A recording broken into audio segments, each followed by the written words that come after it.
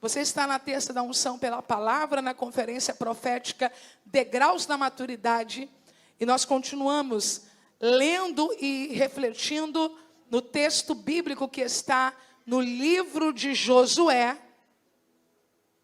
No livro de Josué, capítulo 22.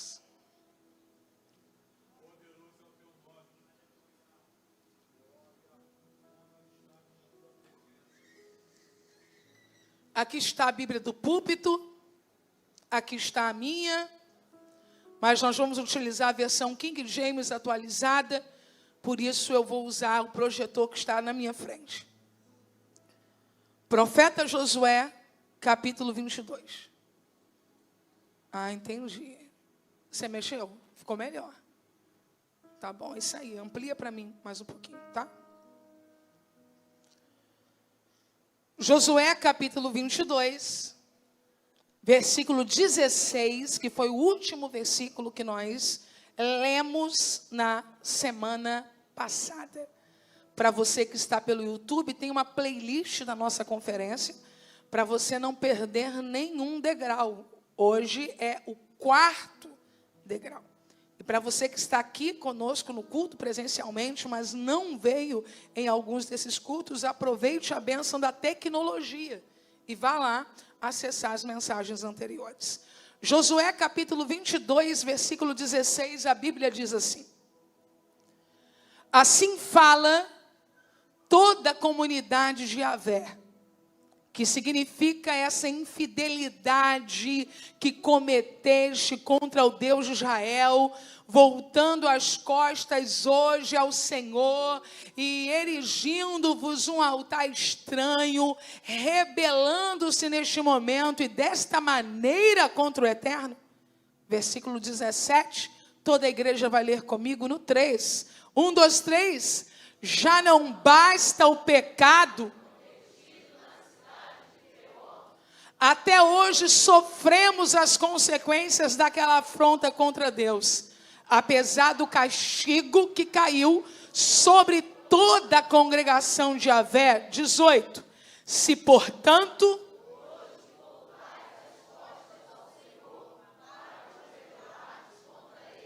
amanhã mesmo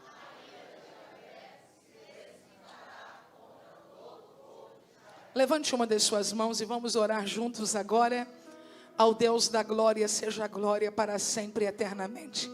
Senhor, te louvamos porque a tua palavra ela permanece no céu e ela é revelada à tua igreja pelas escrituras.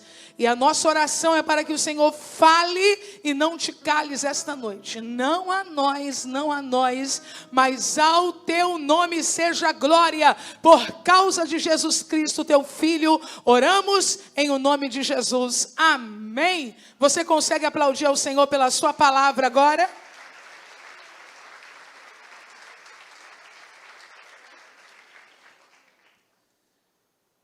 Quem está chegando hoje pela primeira vez nessa série de mensagens, levante a mão. Quem está pela primeira vez? Temos aí pelo menos 4 irmãos. 4 ou 5 irmãos. E temos aqueles outros que precisam relembrar, né? O Espírito de Deus, ele, depois de um tempo de oração e de espera, essa conferência acontece sempre após o Queimados em Chamas, na primeira ou segunda terça-feira, logo a seguir, já há alguns anos. E eu sempre oro pedindo ao Senhor o direcionamento sobre o que falar. Comumente o Senhor só me dá o tema e mais nada antes. Então, quando eu anuncio, eu, sinceramente, não sei ainda o que eu vou falar. Mas eu sei que o Senhor disse que eu vou falar. Então, se Ele disse que eu vou falar, é porque eu vou falar. E o Espírito, depois de um tempo de oração, de espera, eu pedi para a intercessão da igreja orar também. O Espírito ministrou meu coração, degraus da maturidade. E em um momento de estudo, orando, lendo a Bíblia. Se você não abrir a Bíblia não vai abrir sozinha. Eu cheguei ao capítulo 22 do livro de Josué, e a minha pretensão e entendimento imediato é que era a mensagem para o primeiro culto. Eu não imaginava que Deus me deixaria algumas semanas nesse texto. Josué capítulo 22 fala de um momento decisivo para todas as tribos. Hora de tomar posse da terra e assentarem as tribos. Nesse momento, quando eles estão conquistando já as primeiras terras, eles estão conquistando terras que ficam aquém do Jordão. Aquém é de antes. Um território aquém antes. E depois eles vão atravessar o Jordão para conquistar um território maior que ficará além do Jordão. Os irmãos que seriam assentados aqui no aquém, eles entendem que não é leal, não é legítimo, não é de bom tom, não é abençoador, não é fraternal parar ali. Então eles colocam as famílias ali, assentam as famílias, o gado e atravessam para continuar conquistando até que o último irmão tenha a sua terra. Você imagina se nós fizéssemos isso para construir casas? Não teríamos mais irmãos sem uma casa resistente aos impactos da natureza. Foi feito dessa forma. E quando eles terminaram, Josué disse para eles: agora vocês podem voltar. E segundo a tradição oral, eles percebem que Josué vai retornar para a sua casa sozinho. E então eles vão um pouco a mais e dizem: não, Josué, nós vamos voltar com você em casa. Depois de deixar em casa, voltamos para a nossa terra. Isso é tradição oral. O texto bíblico só dá o resultado dessa ação. Quando Josué foi se despedir deles, Josué deu a eles uma bênção muito maior do que a prevista. Porque eles voluntariamente decidiram caminhar a segunda milha. Pergunte a uma pessoa: você já caminhou a segunda milha com alguém? Glória a Deus. Hoje eu compartilhei, Leomar, de manhã com uma serva de Deus aqui da nossa igreja, esposa de um ministro da nossa diretoria. Eu pedi a eles, eu e Leomar, demos a eles uma incumbência de um gabinete. Chame 2 jovens e faça um gabinete com eles, conversem com eles, pontuem coisas que nós consideramos importantes. E eles marcaram com os jovens, receberam os jovens, conversaram com os jovens, oraram com os jovens e depois levaram os jovens para comer uma pizza com eles. Mas a pizza eu não pedi. Eu disse para ela: essa é a bênção da segunda milha. Pessoas que endeusam suas atitudes nunca correrão a segunda milha, porque elas acreditam que já fizeram o suficiente. Só que o Espírito tem nos convidado desde domingo, quando falei no ato do ofertório sobre Abel. Abel deu algo maior. Deus está convidando a igreja: faça algo maior. Às vezes o maior é tão pequeno. É doar uma roupa já passada. Você poderia só lavar ou passar. Às vezes algo maior é, já que eu estou na incumbência de servir um almoço a você, então eu vou perguntar o que você gosta de comer. É dizer assim: deixa eu transbordar, deixa eu exceder em generosidade, deixa eu exceder em grandeza. E eles voltaram para casa mais ricos do que imaginavam. Quando eles chegaram lá, eles perceberam: as grandes tribos estão além do Jordão. Quem está comigo, diga aleluia. Nós estamos aquém. Isso é perigoso, porque mais tarde alguém pode olhar para os nossos filhos, uma próxima geração, e dizer: eles não fazem parte de Israel, porque eles moram aquém. E isso não preocupava-os, porque eles já tinham a terra, mas eles se preocupavam com algo muito superior. Mais tarde alguém pode dizer para os nossos filhos que o Deus de Israel não é Deus deles. E isso nós não vamos admitir. Vamos fazer um altar um monumento na beira do Jordão grande. O tempo vai passar, mas daqui a alguns anos os nossos filhos vão olhar para esse altar e vão lembrar que eles também servem ao Deus de Israel. Começaram a construir e fizeram. Como era grande, podia ser notado a distância, e as outras tribos souberam. Quais tribos? 9,5 tribos que estavam do outro lado, porque eles eram 2,5. Enviaram homens lá. Já estavam pensando, depois de ter sido ajudado, amparado, acolhido, abençoado, já estavam pensando em fazer uma guerra contra eles. Acusando deles de estarem levantando o altar ilegítimo. Todas as vezes que alguém vacilar com você, não puxe o saldo, puxe o extrato. O saldo mente, o extrato não. Por que o saldo mente? Porque no dia que você recebe, você pensa que está rico. Mas o saldo mente. Quando aumentam o seu limite no cheque especial, o saldo está mentindo para você. Mas existem dias também que você olha, entra no banco e você diz, hoje eu estou cheio de fé, Deus é comigo. Aí você olha, 60 centavos, a fé não surgiu.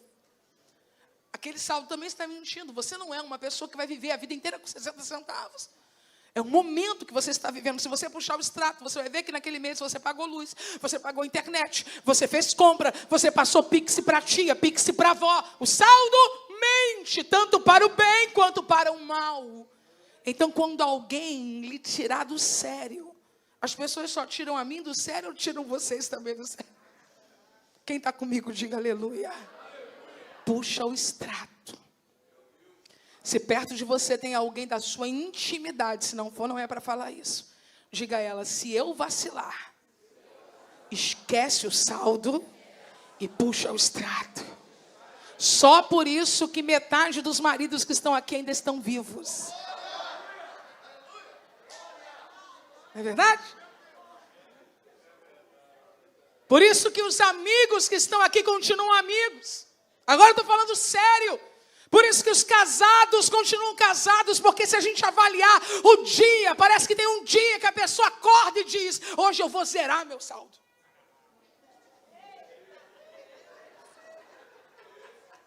Acorda destinado a isso. Mas aí você lembra daquela sopa naquele dia, daquele socorro naquele dia, daquela oração naquele dia. Esses homens chegaram e foram olhar o altar de perto. E quando eles foram olhar o altar de perto, eles descobriram que a coisa não era como eles pensavam. Analisar as coisas de longe sem se aproximar é muito, muito desafiador e perigoso. Eu quero dizer uma coisa para vocês que eu disse na semana passada. Quantos não estavam na semana passada? Você não sabe nada sobre a pessoa que está sentada do seu lado. Sabe o que é nada? Nada. Exceto se for o seu cônjuge. Aí você sabe alguma coisa, mas você também não sabe tudo. E por que você não sabe tudo, mesmo sendo um cônjuge? Porque existem sentimentos incompartilháveis. O proverbista disse que a dor e a alegria são assim. Sabe quando você está sentindo algo te ferindo e você tenta explicar para a pessoa te acolhe, mas você percebe que ela não está entendendo a gravidade da dor. Sabe qual é o consolo? Na hora da alegria, você também vai dizer para ela, e ela vai dizer, que ótimo. Mas na verdade, só quem está sentindo dentro, aquela explosão de resposta de Deus respondida, de cativeiro virado, de página nova chegando na vida, que vai saber celebrar. Então, dor e alegria são individuais. Nós não sabemos nada sobre as pessoas. Nada. Nada.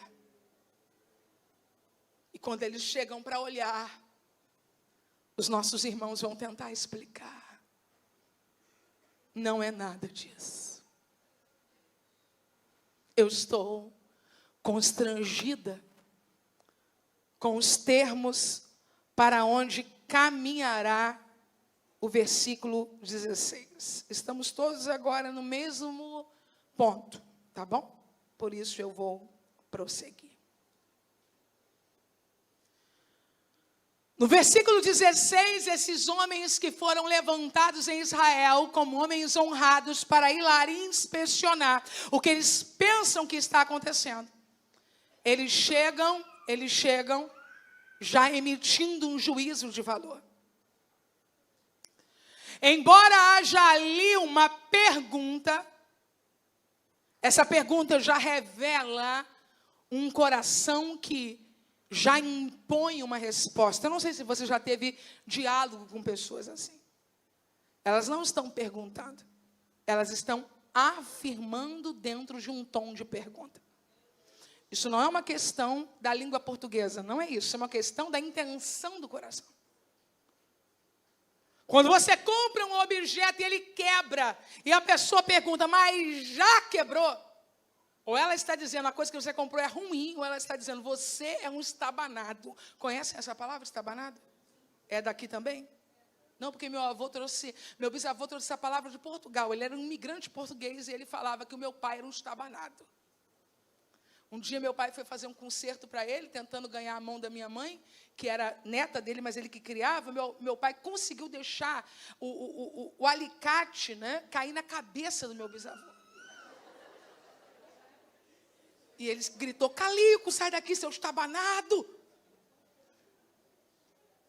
Quando a pessoa diz, já quebrou,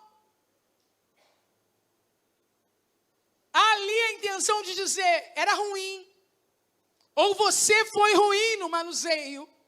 E é isso que eles fazem. Tem um ponto de interrogação ali, mas já há uma pressão. O que significa essa infidelidade que cometeste contra Deus de Israel, voltando as costas contra o Deus de Israel, voltando as costas hoje ao Senhor, e erigindo-vos um altar estranho, rebelando-se nesse momento, e desta maneira contra o Eterno. Eu quero dizer para você que o que é estranho para você, nem sempre é estranho a Deus. Existem coisas que eu não conheço. Existem coisas que eu nunca vi, mas que eu não posso afirmar que elas não sejam legítimas, porque eu não detenho conhecimento perfeito de quem é Deus e do que Ele faz. Eu sou apaixonada por um texto bíblico que eu quero declarar hoje aqui como uma palavra sobre a tua vida e sobre a tua casa. Nós não conseguimos sequer compreender as orlas dos vestidos dele. Tudo que temos ouvido sobre ele são só a orla dos seus vestidos. Quem entenderá o trovão do seu poder? Eu vim dizer para você que Deus nem começou. Eu vim dizer que ninguém pode prender Deus numa caixinha, mas eu nunca vi ninguém cantar assim. E daí? Você nasceu há quantos anos? Mas eu nunca vi Deus usar alguém assim. E daí? Quem disse que Deus tem que apresentar para a igreja aprovar primeiro, para Ele fazer depois? Tudo aquilo que não colide com o que Deus já disse, que são princípios eternos, faz parte da misericórdia, da graça de Deus e do seu poder, revelado entre as pessoas na medida da sua graça. Na igreja, está revelada a multiforme graça de Deus. Mas eu nunca vi. E daí? Uma mocinha me disse, uma mocinha, o que a senhora acha das igrejas da parede preta que parecem boate? Bom, eu tive dificuldade para responder porque eu nunca entrei numa boate. Mas eu não sou ignorante de tudo, porque eu assisto filme, né, documentário, TV, e eu disse para ela, você está confundindo as coisas.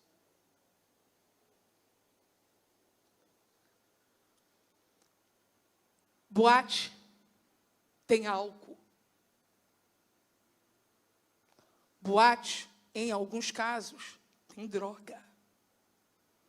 Boate tem bebedice, em alguns casos, prostituição. Boate tem gente vestida de forma indecorosa, fazendo coisa indecorosa. O que define uma igreja não é a cor da parede dela. E eu respondi assim: a Assembleia de Deus, durante muito tempo, gostou de usar a cor azul. Aqui mesmo nós já pintamos de azul. E o cemitério da cidade também é pintado de azul. Só que lá tem funeral e aqui tem celebração. Porque não é cor que define caráter de igreja. Agora a questão é, se parece com o que Deus está apontando para a nossa direção, tem a ver com o que Deus quer fazer nessa cidade, tem a ver com o que Deus quer fazer com os pastores, tem a ver com o que Deus levantou a igreja para fazer. Eu vou te antecipar dizendo aqui, essa igreja pintada toda de preto não tem nem tamanho para isso, não vai dar certo. Agora não defina ninguém pelo que você desconhece. Deus não precisa protocolar ação na terra para confirmar algo no céu. Sabe nada.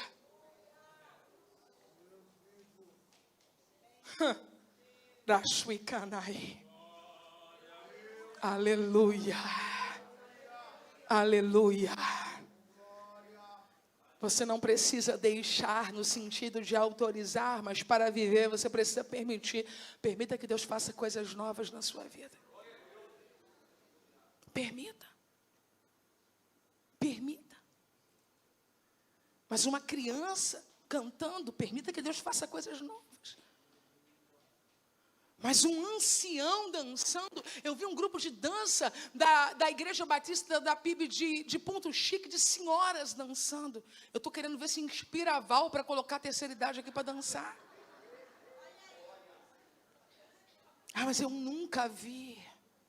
Bom, para o seu governo, Miriam com 80 anos. Não, perdão, errei o cálculo. Miriam com 90 anos. Pegou um tamboril e as mulheres saíram atrás dela com tamboris e com dança. Alguém podia dizer, mas Sara não dançou, verdade. Mas Rebeca não dançou, verdade. Raquel não dançou, verdade. Mas existem dias que Deus olha para a igreja e diz, eu vou fazer uma coisa nova. Bateu aqui, escorregou a heresia. Bateu aqui, escorregou a invencionice. Bateu aqui, escorregou a esquisitice.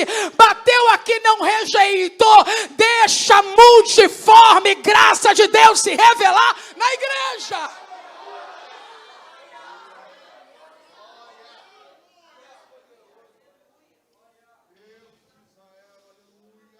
Mas tem uma razão para isso aqui.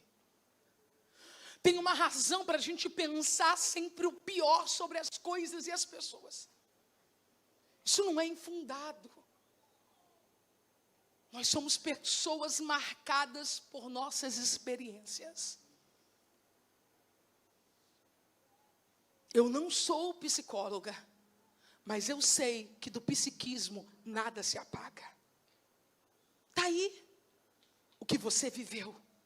E estava ali o que eles tinham vivido. Coloca para mim o versículo 17, vocês vão ver. Olha o discurso. Já não basta o pecado cometido na cidade de Peor?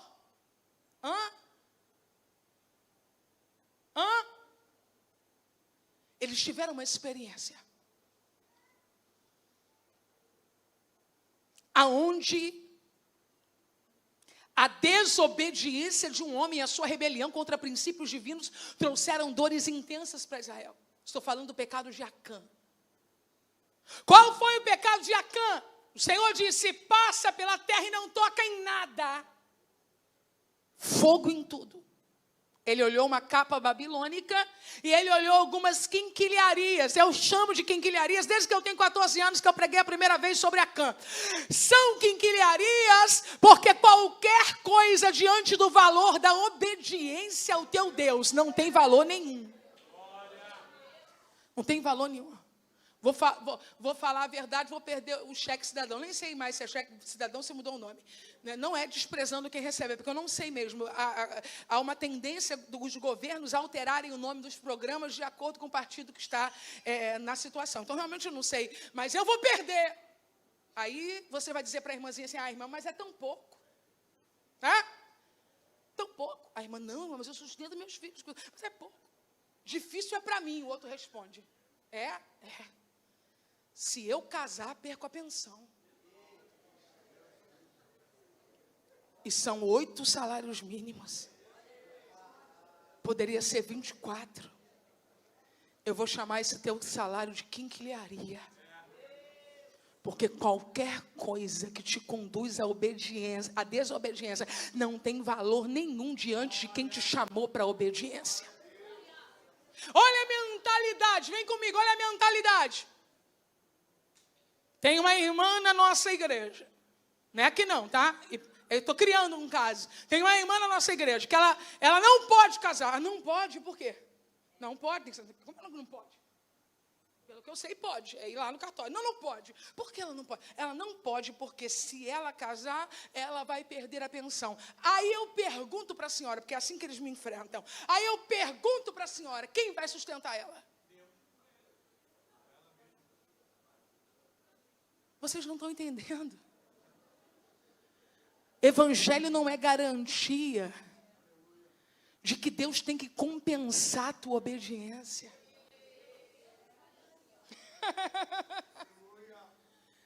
E quem negar pai e mãe, quem vai colocar no lugar do pai e da mãe? E quem taca fogo na junta de boi, quem vai dar comida agora? Lebia sui canaia. Você não precisa ser promovido para obedecer. E Deus não tem que assinar termo de garantia. Agora uma coisa eu sei. Jesus disse. Quem disse? Jesus disse. Quem disse? Ninguém que tendo largado pai, mãe, irmãos por amor a mim, não receberá nessa vida 2 vezes mais. E no futuro, no porvir, a vida eterna. Quem disse? Te desamarra desse laço.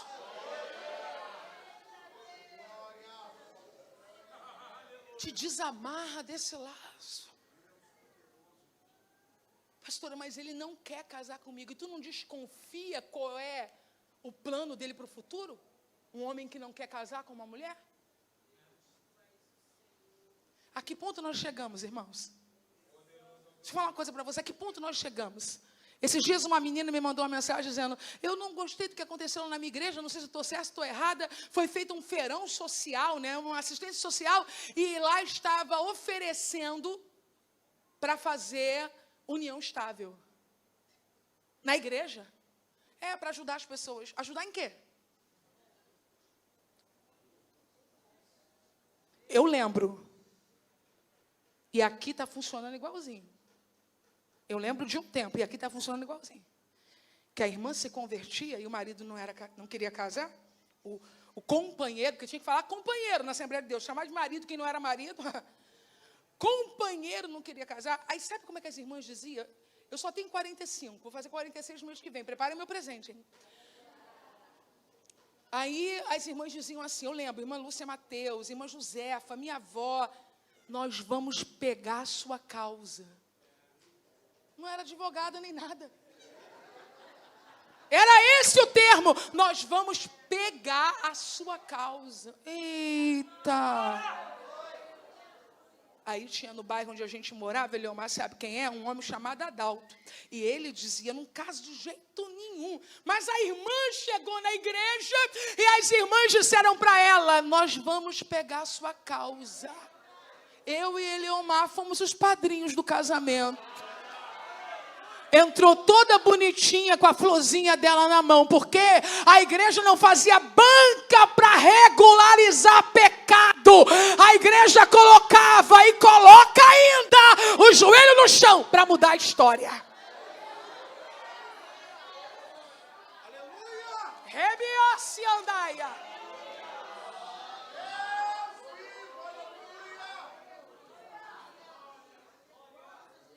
Tivemos um caso aqui mais bonito. Mais bonito. 60 anos morando juntos. 60 anos. Aí eu entendo a complexidade. Não é verdade? Eu falei, nessa eu tenho que ir devagar. Não posso chegar como eu chegaria, né? Para um sem vergonha de 24, que quer beber, dormir, se relacionar sexualmente e não quer casamento. Meu Deus do céu, o homem está com a mulher há 60 anos. Tem filho, tem neto, tem bisneto. Eu chamei ela e disse, irmã, nós vamos orar pela senhora. Toda a igreja vai orar. E ele vai casar com a senhora. Ela disse, ele não vai não, porque ele falou que isso é a maior besteira, depois de 60 anos isso. Eu entendo. Vocês também entendem? Eu falei, eu vou pedir só uma coisa, senhora. Diga a ele, atenção mulheres, e atenção homens também. Diga a ele, pessoas que estão nessa situação me ouvindo agora, nesse vídeo aqui. Diga a ele que isso é muito importante para você.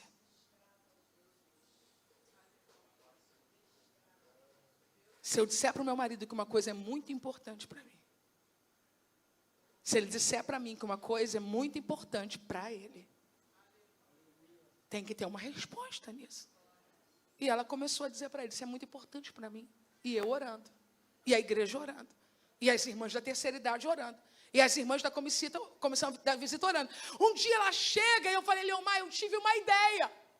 Vamos nós dois lá conversar com ele para ver se a gente consegue falar assim, vai ser lindo. Né? Eu sou muito engenhosa. Vai ser lindo, vai ter um tapete, seus netos vão entrar. Falei, não, Deus, não vou perder essa. Não posso falar para a mulher largar um homem com 60 anos. Não é porque eu não acredito que valeria mais do que a salvação dela. Não, é porque eu acreditava que havia um jeito para aquela situação. Não era, o parâmetro era outro. Não para aceitar, mas para investir para que aquilo acontecesse. Ela chegou, eu fui na direção dela e disse, minha irmã, eu e o pastor estamos querendo marcar de ir lá na sua casa para conversar sobre o casamento. Sabe o que ela disse para mim? Casei. Eu falei, como? Como? Eu estava pensando no tapete vermelho, entendeu? Eu estava todas as minhas fichas iam ser jogadas no negócio. Como? Ela falou, um dia eu estava na cozinha, lavando louça. Ele entrou e disse, vamos lá, vamos casar.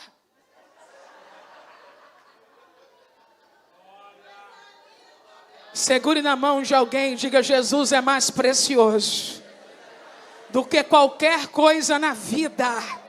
E se a tua causa for legítima, Jesus vai colocar tudo no lugar. Agora olhe para mim, se foi legítima, é você que tem que colocar tudo no lugar. Inclusive quem tem que sair, quem tem que entrar, tem que entrar.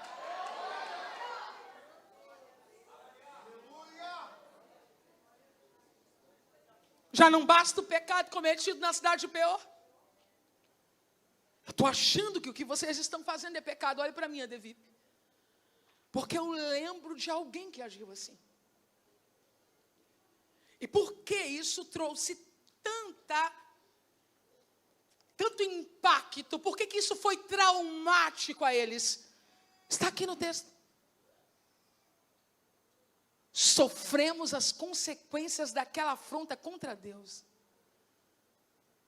Até hoje. Nós lembramos do que Acã fez e olha, a consequência ainda dói. Eu quero dizer para você que existem pessoas que passam pela nossa vida. Quem está comigo, diga aleluia. Que elas deixam prejuízos. Elas deixam cartão para a gente pagar. Elas deixam carro para a gente quitar. Elas deixam situações para a gente tentar resolver. Elas arrastam pessoas da nossa vida que nunca mais vão voltar. E elas nos dão um dano emocional diante de tudo isso incrível. Mas nesse momento você precisa ser muito cuidadoso. Eu acho que eu seria inocente agora, infantil, se eu perguntasse quem aqui já passou por isso. Só se você é menor de 30, você pode ainda estar livre dessa experiência. Mas se você é maior, e possivelmente não, mas se você é maior de 30, claro que você sabe do que eu estou falando. entra na tua vida como um furacão das trevas. Casa com uma filha sua e agride. Casa com um filho seu e ofende publicamente, desonra. Contrata um serviço seu, mente sobre o que você fez e nunca te paga. Suja o seu nome em lugares que você não tem acesso para limpar. E nesse momento de dor legítima, você pode desenvolver algo que o Espírito quer curar hoje aqui nesse culto. Você pode desenvolver algo que o Espírito quer curar hoje aqui nesse culto. A falsa ideia de que todos farão o mesmo com você. Eu estava na minha casa, há 3 semanas atrás, quando o Senhor disse ao meu coração, no momento da mensagem que você disser isso à igreja, peça para que um irmão olhe para o outro, e nesse momento este outro está representando tanta gente, mas apenas olhe para ele e diga, eu não sou Acã. Olha nos olhos dele. Eu não sou Acã. Eu não sou Acã. Eu não sou Acã. Eu não sou Acã. Eu não sou Acã. Mas alguém aqui não é Acã? Aleluia! Aleluia! Mas eu contei algo para alguém, essa pessoa usou isso de forma tão terrível, que hoje eu não confio mais em ninguém, nem em mim, eu não sou Acã. Mas alguém aqui sabe guardar a língua dentro da boca? Diga alto, eu não sou Acã. Hoje eu não confio mais em ninguém na igreja. Eu tenho dezenas de pastores comigo agora, de vários lugares do Brasil, que estão presentes no nosso culto pela palavra, texto da unção pela palavra, e eles me mandam retorno, jovens pastores, pastores que estão no interior. Meu irmão, aquela pessoa que rachou a igreja, já rachou, já levou. Esse servo de Deus que está aí te ajudando, ele não é Acã.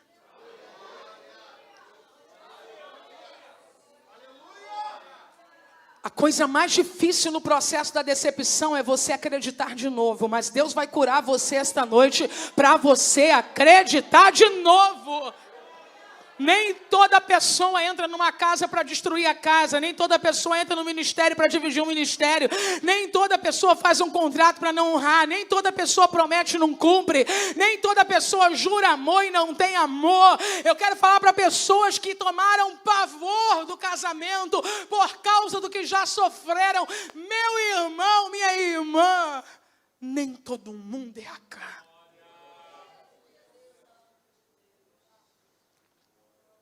Versículo 18. Continua lá, né? Com a arma apontada. Se, portanto, hoje voltais as costas ao Senhor para vos rebelardes contra Ele, amanhã mesmo a ira de Yahvé se precipitará contra todo o povo de Israel. Eles estão dizendo, se vocês fizerem o que Acã fez, todo mundo sofre.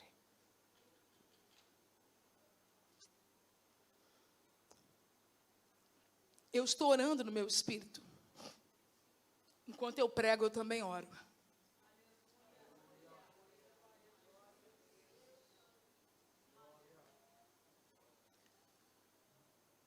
Para que você entenda que eles têm medo do sofrimento. Medo do... Mas eu quero lhe dizer esta noite que não existe vida sem sofrimento. Eu quero falar uma coisa absurda aqui. Por isso eu estou orando. Quando eu falo coisas absurdas, eu estou orando. Para que o Espírito explique. Faça as pazes com o sofrimento. Para de fugir do sofrimento. Vivendo numa redoma. Para começar a conversa. 1 Coríntios capítulo 13 diz que o amor é sofredor. O amor é Não quero sofrer, então não ame. Porque se você amar, você vai sofrer. Sim ou não? O amor que você tem pelo seu filho já não te gerou sofrimento? Quando ele chora, eu choro junto. Quando ele grita de dor, eu grito junto. Se eu ver meu filho sofrendo, eu sofro mais. O amor é sofredor. Estamos vivendo um tempo de hedonismo. Prazer, prazer, prazer. Mas eu quero dizer para você que o prazer ensina muito pouco, quase nada. E na maioria das vezes entorpece os sentimentos reais. Agora, o sofrimento é ensino. O sofrimento é aperfeiçoamento. O sofrimento é pedagógico. O sofrimento humaniza o ente que está naquele processo de sofrimento. Eu vi algo que me marcou. Estava em uma mesa, né, em um hotel, inclusive maravilhoso. Eu estava ali hospedada como convidada. E eu observei uma mesa, porque eu sou muito observadora. As pessoas que escrevem e que falam, elas veem os acontecimentos, né? E a partir desses acontecimentos a gente vai construindo, vai pensando sozinho. E eu vi uma moça muito elegante, bonita, e olhando ela de longe, eu achei que ela tinha assim, aquele perfil de pessoa, sabe, um pouco mais arrogante do que o normal. E ela estava sentada a uma mesa. E as pessoas daquela família foram chegando, pelo que percebo, estavam ali de férias, algumas pessoas integrantes da família, era uma mesa redonda, e foram chegando, outras um pouco mais simpáticas e tal, outras com aquela mesma feição, mas eles tinham uma pequena frieza ali, daquelas que a gente percebe. Eu não sei se foram criados assim, se da cidade deles é cultural ser assim, mas no meio daquela mesa, é isso que eu quero falar. Tinha uma adolescente, em uma cadeira especial, com necessidades especiais. Bonita, mas visivelmente sofrendo algumas coisas pela condição que estava ali. Porque o sofrimento, ele é humano. E eu estou olhando para eles. Porque eu percebo quando Deus quer apontar para uma vara de amendoeira, né? O Senhor falou para Jeremias: vê essa vara de amendoeira? Vejo. Então, eu velo pela minha palavra para cumprir. Deus às vezes pega o cotidiano para nos dizer: eu quero te ensinar alguma coisa. Fica olhando. Daqui a pouco chega um senhor elegante. Eu compreendi que era o pai da menina. Enquanto a relação entre eles ali soava indiferente, com a menina, aquele senhor e aquela senhora agiam de uma maneira totalmente oposta. Passava a mão no cabelo, beijava, brincava, levantava a mão. Parecia que eles eram outras pessoas quando ele olhava para o filho, sabe, para a filha, era uma menina. Parecia que tudo que eles não conseguiam ser com ninguém àquela mesa. Estou falando isso com muita clareza, porque ninguém aqui sabe quem é. Eu não perguntei nome. Eles faziam com aquela menina. E o Espírito me disse: não é castigo. Meu irmão, ouvir isso dentro de uma igreja é muita ignorância espiritual, achar que uma criança nasce com necessidades especiais, porque Deus está castigando alguém. Eu tenho vergonha de que quem abra a boca para dizer isso, diga depois que é crente. Fala que tu é outra coisa, que tu é ateu. Não é castigo. Eu discerno como melhoramento da humanidade.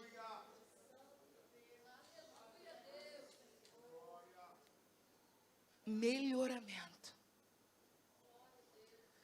Se nós não tivéssemos pessoas com necessidades especiais em nosso torno, nós seríamos piores do que nós já somos.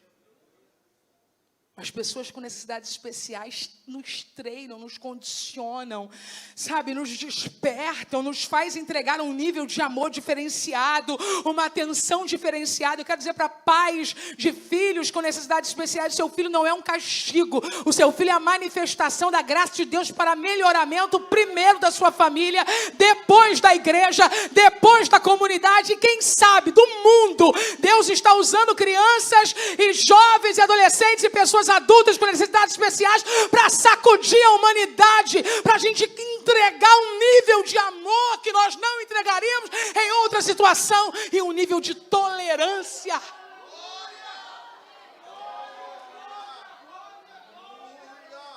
Eu não vim para falar isso. Quer uma pessoa intolerante com barulho? Irmão, fez barulho, me faz mal. Eu estou esquecendo o que eu estou falando. Eu conto a experiência em alguns lugares com amigos, quando eu estou à mesa, o dia que a Aninha saiu correndo no meio aqui, eu esqueci a mensagem. Eu só olhava as perninhas dela batendo e deu um branco em mim. Eu disse, meu Deus, e agora? Aí eu respirei e voltou. Eu estou cuidando disso. Isso existe. Então, quando eu ouço uma criança gritando, falando alto, andando, isso me gera um incômodo quando eu estou pregando. E se for adulto, me gera mais. Mas quando é uma criança que tem uma necessidade diferente, eu me sinto tão abençoada em ter essa criança aqui, que eu não consigo sentir a mesma coisa. Eu ouvi um gritinho essa noite, e a primeira coisa que veio no meu coração quando eu ouvi esse gritinho foi, ela veio. Deus quer nos melhorar. Deus quer nos melhorar. Deus quer melhorar a tua casa, melhorar a tua família. Para de fazer leitura equivocada sobre as coisas e acreditar sempre que o sofrimento é uma espada contra você. Não. A Bíblia diz que nós somos purificados como o ouro é purificado no fogo. As impurezas saem no processo de purificação. Amplia isso. Imagina se ninguém morresse. Não pare, não pense isso na expectativa demográfica. Não ia ter lugar no mundo. Não pense assim, isso é raso. Imagine se ninguém morresse. Com o pecado no mundo, ok? Como nós trataríamos as pessoas? Sabendo que teríamos para sempre uma segunda chance. Como nós conduziríamos a nossa vida, sabendo que para sempre teríamos uma segunda chance. Salomão disse que é bom estar na casa do luto. Salomão disse que é bom estar na casa do luto. Salomão disse que é bom estar na casa do luto. Como é que pode ser bom estar no lugar do sofrimento? Porque ali você analisa. Cada morte nos lembra de outras mortes e da nossa própria morte. Quando você vem do sepultamento da mãe de um amigo, você não volta para casa olhando a sua mãe da mesma maneira. Quando você volta do sepultamento de um pai de um amigo, você não volta para casa olhando seu pai da mesma maneira. Quando você volta do sepultamento de um homem olhando a viúva, você, mulher casada, começa a olhar para o seu marido, sua vontade é pegar ele e colocar dentro de uma caixinha. Fica aqui, não sai não, trabalha não, eu te alimento. Porque o sofrimento ensina. O amor é? Então, eu concluo dizendo, não fuja de relacionamentos com medo de sofrimento. Com isso eu não estou dizendo para você se expor ao sofrimento. Eu estou te dizendo para você se expor ao relacionamento. E se ele trouxer sofrimento, tudo bem. Mas eu já recebi traições de amigos.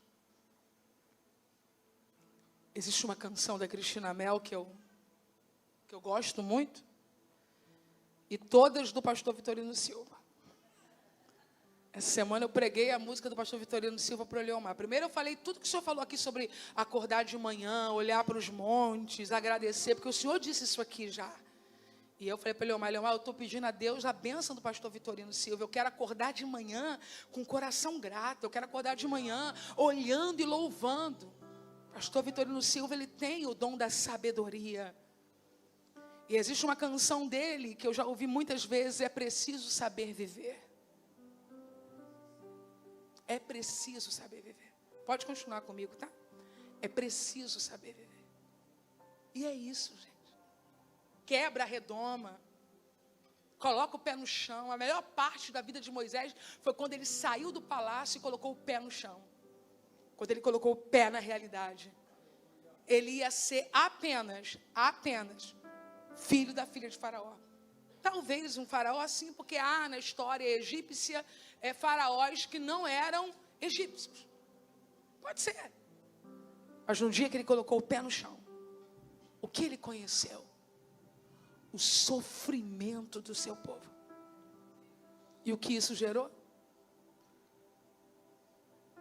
De um príncipe mimado. Porque 40 anos comendo e bebendo, sendo servido por escravos, ele sabia muito bem o que estava acontecendo com as pessoas da sua raça, da sua etnia, melhor dizendo. Ele sabia. Só que no palácio a gente sabe tudo distorcido. Quem vê pela janela não vê. Mas quando ele saiu para ver o sofrimento do povo, Deus levantou ali o libertador de Israel. Deus levantou ali o legislador de Israel. Essa dor não vai te matar se você não permitir. Você vai sair melhor disso.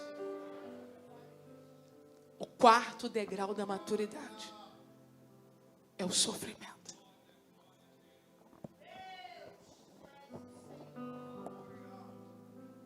Você não é Barbie.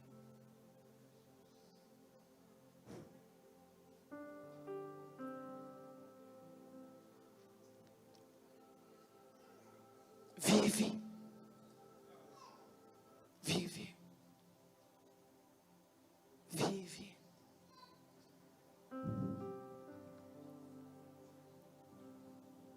Vive. Para de fugir dos lugares que Deus estabeleceu para você, porque são o seu campo de atuação. Deus chamou para ser pastor, Deus chamou para ser pastora, Deus chamou para ser líder, Deus chamou para ser esposo, para ser esposa, para ser pai, para ser mãe. E você fica, porque eu vou sofrer. Pastora, pastores sofrem muito? Sim. Como casais, como pais, como avós, como amigos. Não há nenhum sacerdócio legítimo que não inclua sofrimento. Você precisa estar pronto para viver com Cristo e para morrer por Ele. E se no primeiro sofrimento você engessa dentro de casa, ou no 10º sofrimento, quer ver também, a coisa está feia para você, está sendo difícil, está sendo desgastante. Tem uma época difícil da vida, né, que parece sofrimento mira na gente. Se depois do 10º sofrimento você desiste de servir a Deus, você rompe com o Senhor, você está pronto para morrer por Ele? Fique de pé.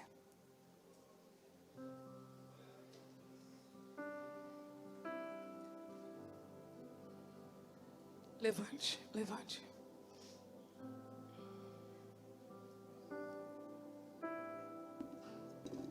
Louvado seja Deus. Louvado seja Deus. Louvado seja Deus. Ore por alguns minutos uma oração silenciosa, só você e Deus. Ore.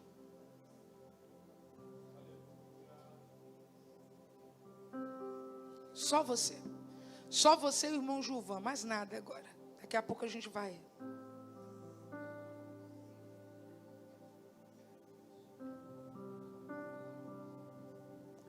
Senhor, estou pronto para recomeçar. Estou pronto para me arriscar. Estou pronto.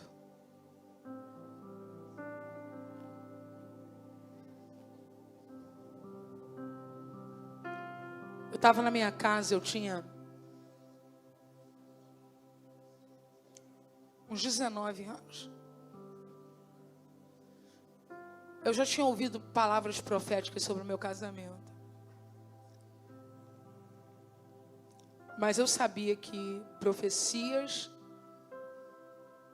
precisam ser julgadas. Eu estava sozinha no meu quarto, solteira. E eu disse, Espírito Santo, eu vou adiante com isso, eu paro.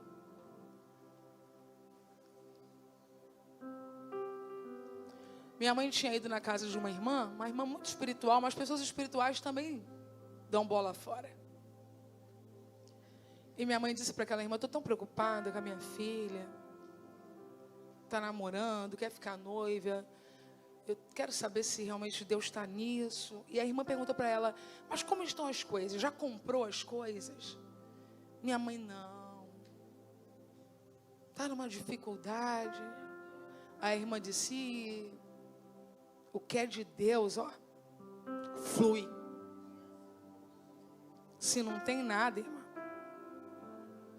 não é de Deus, não. E minha mãe me falou isso. E um dia eu estava sentada na minha cama, no meu quarto solteiro, e disse, Espírito Santo, o que vai ser de mim? Me fala sobre o meu futuro, eu preciso da tua palavra. E o Espírito me disse, abra em 1 de Pedro, não precisa colocar na tela não, que eu vou ler enquanto os irmãos estão orando. 1 de Pedro 5, 10. Eu ainda lembro da Bíblia que eu estava na mão. O texto dizia, e o Deus de toda graça, que em Cristo Jesus vos chamou à sua eterna glória, depois de haverdes padecido um pouco. Padecer é sofrimento que quase gera morte. Ele mesmo, não usou profeta nenhum não, mandou eu ler, ele mesmo vos aperfeiçoará, confirmará, fortificará e fortalecerá. Deus me disse, se você não quer sofrer, para agora. Mas se você está disposta a trilhar comigo esse caminho, depois de padecer um pouco, eu vou pegar você e o seu namorado. Vocês vão estar casados. Eu vou aperfeiçoar vocês. Eu vou confirmar vocês. Eu vou fortificar vocês. E eu vou fortalecer vocês. Romanos 5, 3 e 4. E não somente isto, mas também nos gloriamos nas tribulações, sabendo que a tribulação produz a paciência.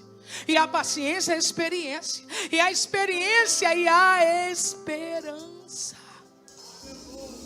Romanos 8, 18. Porque para mim tenho por certo que as aflições desse tempo presente não são para comparar com a glória que em nós há de ser revelada. Salmo 34, 19. Muitas são as aflições do justo, mas o Senhor livra de todas. 2 Coríntios 4, 17. Porque a nossa leve e momentânea, grite bem alto, leve e momentânea. Chama esse sofrimento de leve e momentâneo.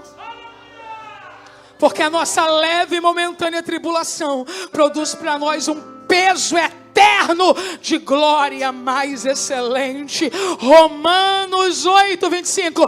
Quem nos separará do amor de Cristo?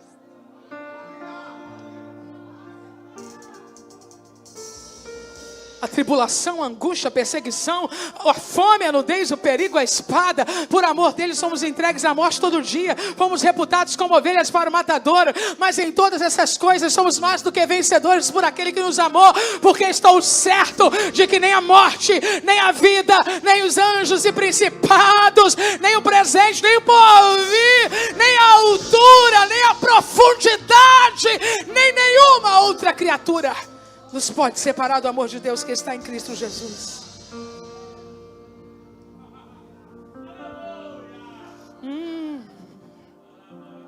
Eu preciso parar, o meu tempo já terminou. Ninguém me deu tempo, o tempo do bom senso. Isaías 52, 3. Quem é o seu exemplo? O coach.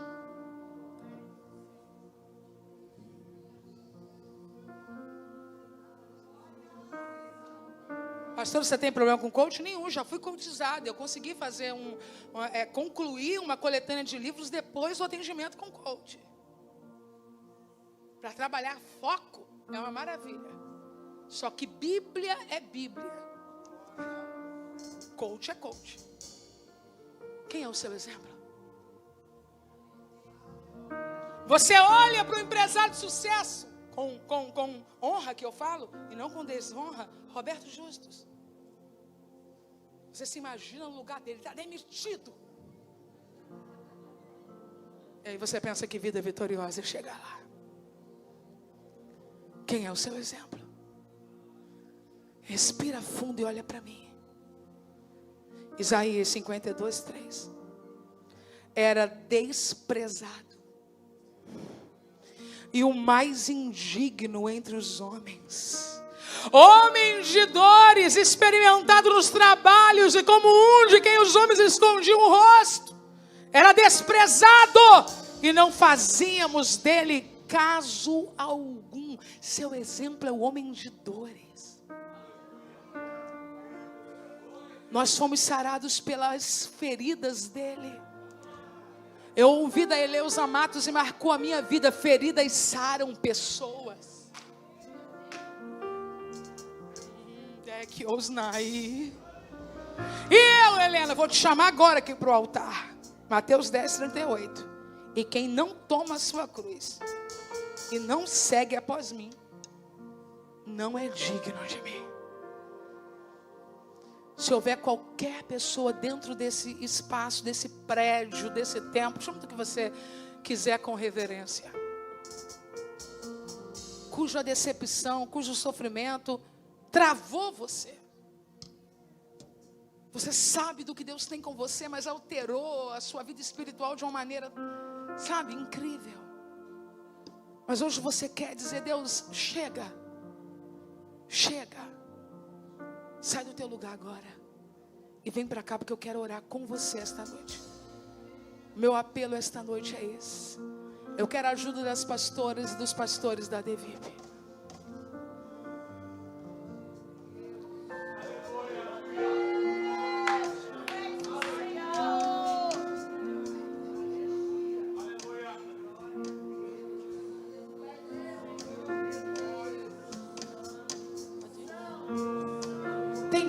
Desce da galeria, passa pelo meio, vem pra cá. Abraça hoje essa dor. A ti eu vou clamar. Toma hoje essa cruz. Pois tudo vem de ti e tudo está em ti. Você não é vítima, não, você é herói. Sou vítima porque eu tenho uma dor. Tu és a direção. Tem mais, hein? O sol a me guiar. Tudo pode passar. Teu amor jamais me deixará. Sei que há de existir um novo amanhã preparado pra mim. Pessoal da DVIP, é pra vocês também o convite. preparado pra mim. Destrava hoje nessa dupla.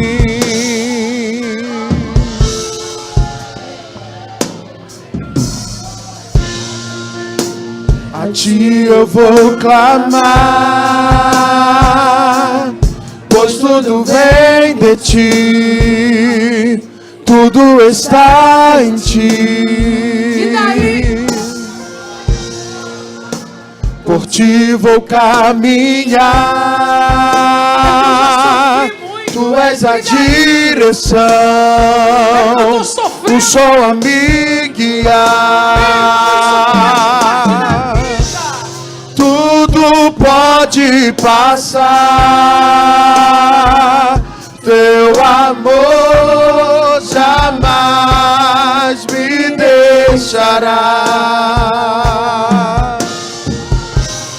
Sei que há de existir nova manhã preparado pra mim. Ninguém saiba que você está sofrendo. Você continua preparado pra mim. Eu tô aí, ó, no meio. Eu me rendo aos teus pés. Tô sofrendo, tô sendo moído.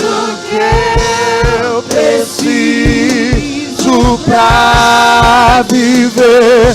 Eu me lanço aos teus braços, onde encontro meu refúgio. Eu me rendo aos teus pés. És tudo que eu preciso pra viver. Eu me lanço aos teus Destrava. Aceita a cruz, vai, aceita. refúgio, Jesus.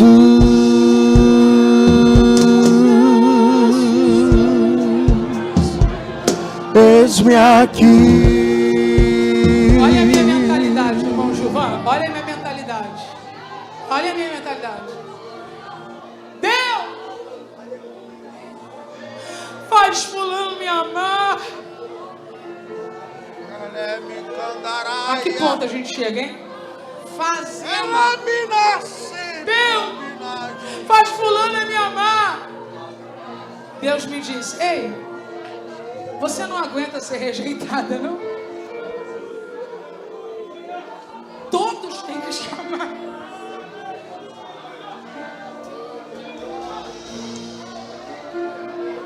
Não é diabo, não é demônio. Existem pessoas que não nos amam. Existem pessoas que não querem a nossa presença. E se isso te paralisa, como tentou me paralisar, Jesus está dizendo: eu fui desprezado.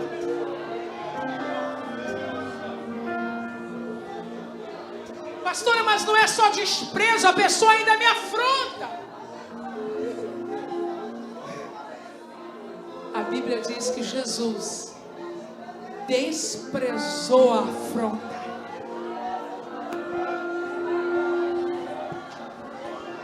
Quando você acolher a tua cruz, você não vai ter vergonha dela. Eu não quero que ninguém saiba que meu filho está preso. Eu não quero que ninguém saiba que meu marido foi embora. Eu quero que ninguém saiba que a minha mulher está doente. Eu não quero que ninguém saiba que o meu filho tem uma necessidade especial ou está lutando contra uma doença. Ninguém pode saber do seu sofrimento.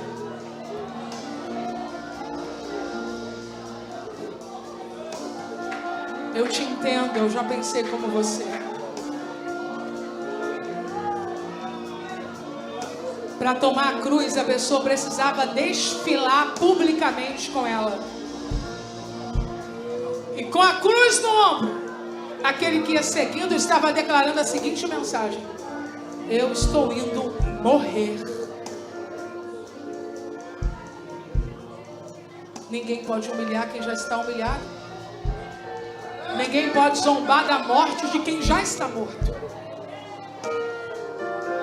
Eu sei por quem eu morro e para onde eu estou indo. Senhor, eu levanto a minha voz para orar pelos meus irmãos que estão aqui no culto presencial e aqueles que estão no culto online. São pessoas que o Espírito do Senhor está conduzindo a um lugar de maturidade. O Espírito do Senhor está conduzindo a um lugar de crescimento, de evolução, de restauração. Abraça essa moça, Espírito Santo. Abraça esse homem. Eu não quero te ensinar, porque eu não posso te ensinar. Mas deixa eu te pedir. Não dá só acalento a ele, não. Dá coragem. Dá coragem. Dá ousadia. Narasubiandaraia. Tira a covardia dele.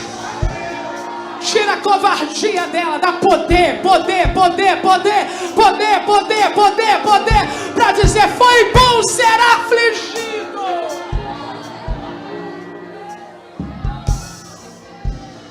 Eu oro, Senhor, crendo no nome santo de Jesus. Amém.